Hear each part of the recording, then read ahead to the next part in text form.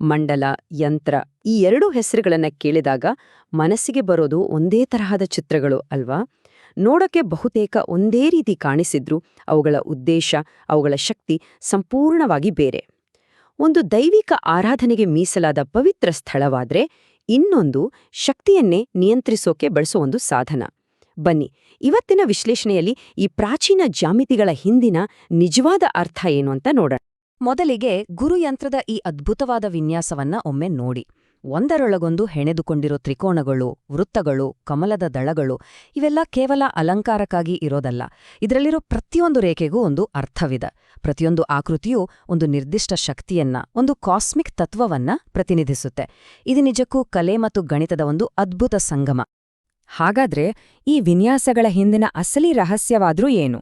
ಇವು ಬರೀ ನಮ್ಮ ಕಣ್ಣಿಗೆ ಸುಂದರವಾಗಿ ಕಾಣೋ ಚಿತ್ರಗಳ ಅಥವಾ ಮನಸ್ಸಿಗೆ ಶಾಂತಿ ಕೊಡೋ ಧ್ಯಾನದ ಸಾಧನಗಳ? ಅದಕ್ಕಿಂತನೂ ಮಿಗಿಲಾದ ಯಾವುದೋ ದೈವಿಕ ಶಕ್ತಿಯನ್ನ ಹಿಡಿದಿಡೋ ತಾಕತ್ತು ಇವ್ವಿಗಿದ್ಯಾ? ಬನ್ನಿ, ಈ ಪ್ರಶ್ನೆಯ ಉತ್ತರವನ್ನು ಹುಡುಕ್ತಾ ಮುಂದೆ ಹೋಗೋಣ.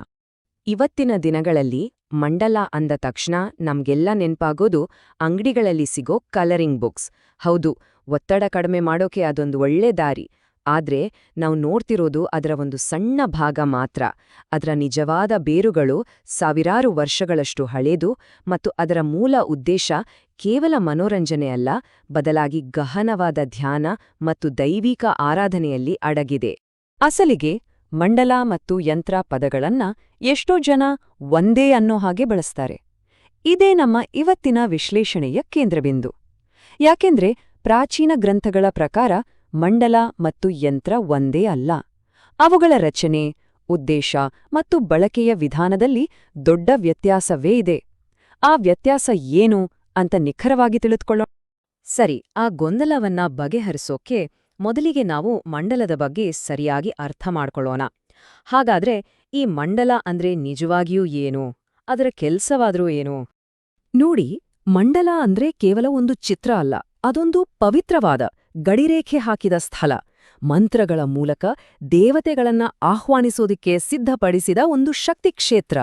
ಪದದ ಮೂಲಕ್ಕೆ ಹೋದ್ರೆ ಸಂಸ್ಕೃತದಲ್ಲಿ ಮಂಡ ಅಂದ್ರೆ ಸಾರ ಮತ್ತು ಲ ಅಂದ್ರೆ ಗ್ರಹಿಸುವುದು ಅಥವಾ ಹಿಡಿದಿಡುವುದು. ಅಂದ್ರೆ ದೈವಿಕತೆಯ ಸಾರವನ್ನ ಗ್ರಹಿಸುವ ಸ್ಥಳವೇ ಮಂಡಲ. ಈ ಒಂದು ವಾಕ್ಯ ಬಹಳ ಮುಖ್ಯ.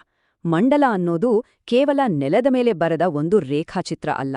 ಬದಲಿಗೆ ಅದು ಸಾಧಕನ ಮನಸ್ಸಿನಲ್ಲಿ ದೇವತೆಗಳು ಪ್ರತ್ಯಕ್ಷ ಆಗೋಕೆ ಬೇಕಾದ ಒಂದು ಆಧ್ಯಾತ್ಮಿಕ ಜಾಗ.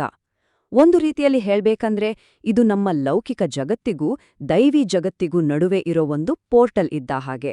ಹಾಗಾದ್ರೆ ಮಂಡಲವನ್ನ ಯಾವಾಗ ಬಳಸ್ತಾರೆ? ಮುಖ್ಯವಾಗಿ ದೇವತೆಗಳನ್ನ ಆವಾಹನೆ ಮಾಡಿ ಪೂಜೆ ಮಾಡೋಕೆ ಇದೊಂದು ವೇದಿಕೆ. ಹಬ್ಬ ಹರಿದಿನಗಳಲ್ಲಿ, ದೀಕ್ಷೆಯಂತಹ ವಿಶೇಷ ಕಾರ್ಯಕ್ರಮಗಳಲ್ಲಿ ಇದನ್ನ ರಚಿಸಲಾಗುತ್ತೆ. ಇಲ್ಲಿರೋ ಒಂದು ಇಂಟ್ರೆಸ್ಟಿಂಗ್ ವಿಷಯ ಏನಂದ್ರೆ, ಈ ಮಂಡಲಗಳಲ್ಲಿ ಹೆಚ್ಚಿನವೂ ಶಾಶ್ವತ ಅಲ್ಲ. ಯೋಚಿಸಿ ನೋಡಿ, ಗಂಟೆಗಟ್ಲೆ ಕೂತು ಬಣ್ಣದ ಪುಡಿಗಳಿಂದ ರಚಿಸಿದ ಈ ಅದ್ಭುತ ಕಲಾಕೃತಿಯನ್ನ ಪೂಜೆ ಮುಗ್ದ ತಕ್ಷಣ ಅಳಿಸ್ಬಿಡ್ತಾರೆ. ಇದು ಸೃಷ್ಟಿ ಮತ್ತು ಲಯದ ನಿರಂತರ ಚಕ್ರವನ್ನೇ ಸಂಕೇತಿಸುತ್ತೆ. ಮಂಡಲದ ರಚನೆಯಲ್ಲಿ ಸಾಮಾನ್ಯವಾಗಿ ಎರಡು ಪ್ರಮುಖ ವಿನ್ಯಾಸಗಳನ್ನು ನಾವು ನೋಡ್ಬೋದು. ಒಂದು ಕಮಲದ ವಿನ್ಯಾಸ. ಸೃಷ್ಟಿ ಮತ್ತು ಪವಿತ್ರತೆಯ ಸಂಕೇತವಾದ ಕಮಲದ ಮಧ್ಯಭಾಗದಲ್ಲಿ ಪ್ರಧಾನ ದೇವತೆ ಇರ್ತಾರೆ ಮತ್ತು ದಳಗಳಲ್ಲಿ ಪರಿವಾರ ದೇವತೆಗಳೂ ಇರ್ತಾರೆ. ಇನ್ನು ಎರಡನೇದ್ದು ಪದ ಅಂತ ಕರೆಯೋ ಚೌಕಗಳ ಜಾಲರಿ. ಇದನ್ನ ಹೆಚ್ಚಾಗಿ ಪೂಜಾ ಪಾತ್ರೆಗಳನ್ನ ಅಥವಾ ಕಲಶಗಳನ್ನ ಇಡೋಕೆ ಒಂದು ಆಧಾರವಾಗಿ ಬಳಸ್ತಾರೆ.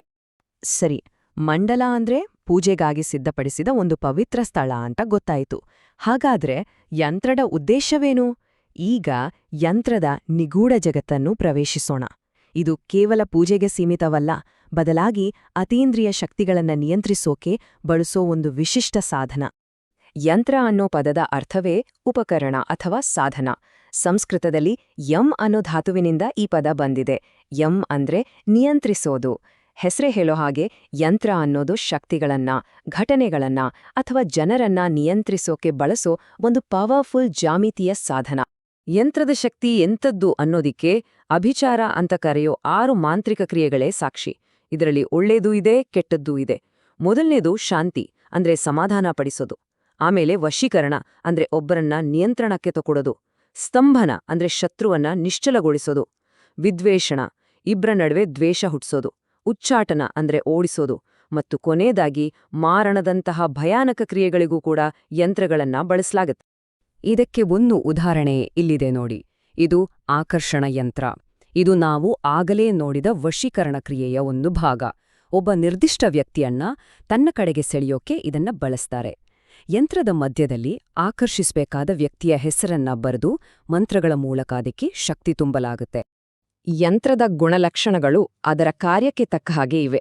ಇದು ಒಂದು ನಿರ್ದಿಷ್ಟ ಗುರಿಯನ್ನ ಸಾಧಿಸೋಕಿರೋ ಒಂದು ಟೂಲ್. ಅದಕ್ಕಾಗಿಯೇ ಇವು ಚಿಕ್ಕದಾಗಿ ತಾಯಿತದ ರೂಪದಲ್ಲಿ ಜೊತೆಯಲ್ಲಿಟ್ಕೊಳ್ಳೋಕೆ ಸುಲಭವಾಗಿರುತ್ತೆ. ಇನ್ನೊಂದು ಮುಖ್ಯವಾದ ವಿಷಯ ಅಂದ್ರೆ ಮಂಡಲದ ಹಾಗೆ ಇದು ಬರೀ ರೇಖೆಗಳಲ್ಲ. ಯಂತ್ರದ ನಿಜವಾದ ಶಕ್ತಿ ಇರೋದೇ ಅದರಲ್ಲಿ ಕೆತ್ತಲಾದ ಮಂತ್ರಗಳು ಮತ್ತು ಬೀಜಾಕ್ಷರಗಳಲ್ಲಿ. ಈ ಅಕ್ಷರಗಳೇ ಯಂತ್ರಕ್ಕೆ ಜೀವ ತುಂಬಿ ಅದನ್ನ ಸಕ್ರಿಯಗೊಳಿಸೋದು.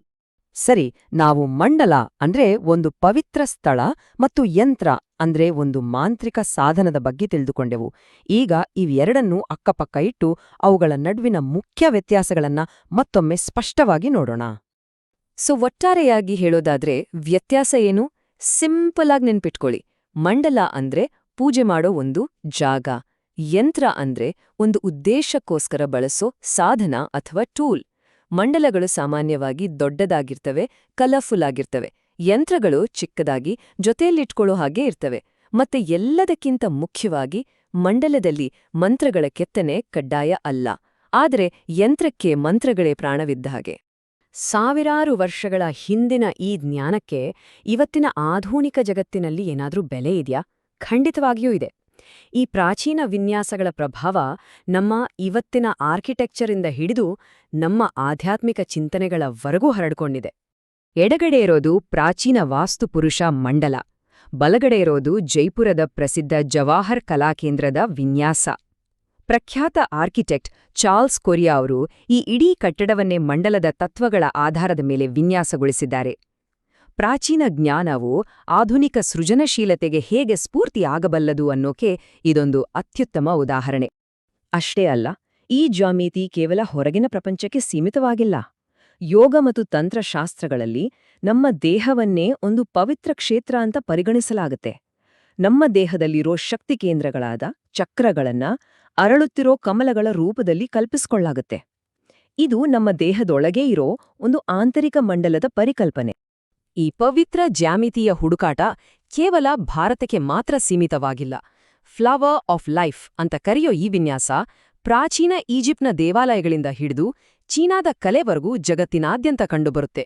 ಇದು ಏನ್ ತೋರ್ಸುತ್ತೆ ಅಂದ್ರೆ ಮಾನವ ಪ್ರಜ್ಞೆಯು ಎಲ್ಲೆಡೆಯೂ ಒಂದೇ ರೀತಿಯ ಸತ್ಯಗಳನ್ನ, ಒಂದೇ ರೀತಿಯ ಜ್ಯಾಮಿತಿಯನ್ನ ಕಂಡುಕೊಂಡಿದೆ ಅನ್ನೋದಕ್ಕೆ ಸಾಕ್ಷಿ.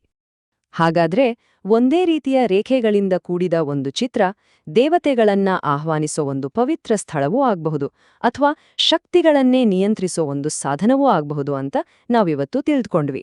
ಇದು ನಮ್ಮನ್ನ ಒಂದು ಆಳವಾದ ಪ್ರಶ್ನೆಯ ಹತ್ರ ಕರ್ಕೊಂಡೋಗುತ್ತೆ. ನಮ್ಮ ಸುತ್ತಮುತ್ತ, ನಮ್ಮ ಜಗತ್ತನ್ನ ಮತ್ತು ನಮ್ಮ ಜೀವನವನ್ನೇ ರೂಪಿಸ್ತಿರೋ ಇಂಥ ಇನ್ನೂ ಎಷ್ಟೋ ಕಾಣದ ಜ್ಯಾಮಿತಿಯ ಮಾದರಿಗಳು ನಮ್ಮ ಅರಿವಿಗೆ ಬಾರದೇ ಇರಬಹುದಾ? ಇದ್ರ ಬಗ್ಗೆ ಖಂಡಿತ ಯೋಚಿಸಿ.